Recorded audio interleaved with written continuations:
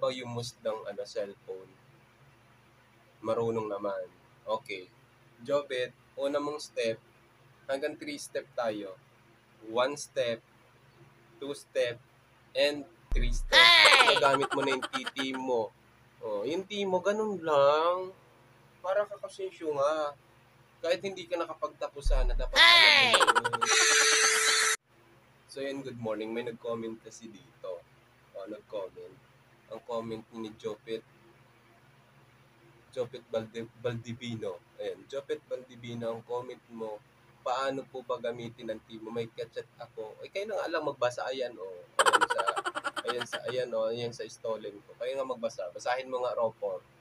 Yan, Ropor na grade 1. Yan. Nabasa mo na. Yan yung comment niya. So, sasagutin natin. Nakapagtapos tayo eh. Curricular of violation yung natapos ko. Kaya kailangan kong sagutin yan. So, hindi mo kayang sagutin yan. Ako ang sasagot. Sorry. So, yun nga, sasagutin natin yan sapagkat commentator ko yan eh. Ko yan, sagot ko yan. So, Jobet, yan yung tanong mo. Hindi mo alam, may kachat ka, tapos hindi mo alam, hindi ka marunong. Ang tanong ko, nagtapos ka ba? Hey! Nagtapos ka. Nakapagtapos ka naman. Nakapagtapos ka naman. So, kulang ka sa search.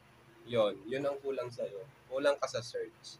Hindi ka marunong mag-search. Marunong ka ba use ng cellphone? Marunong naman. Okay. Jobet, una mong step, hanggang 3 step tayo. 1 step, 2 step, and 3 step. Yan ang gagawin natin. So, sana nasusundan mo ako, Jopet, no? Kaya mo yan. Kaya mo akong sundan. Kasi nakapagtapos ka naman. So, ito na. Punta ka sa Chrome. Yan, tama yan. Click mo yan. Click mo yung virus. Yan.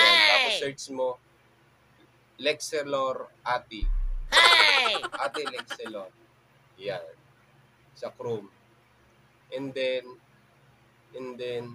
yan, click mo yung video niya. Yan. I-click, hanapin mo yung yung may kasama siyang yung ba yun?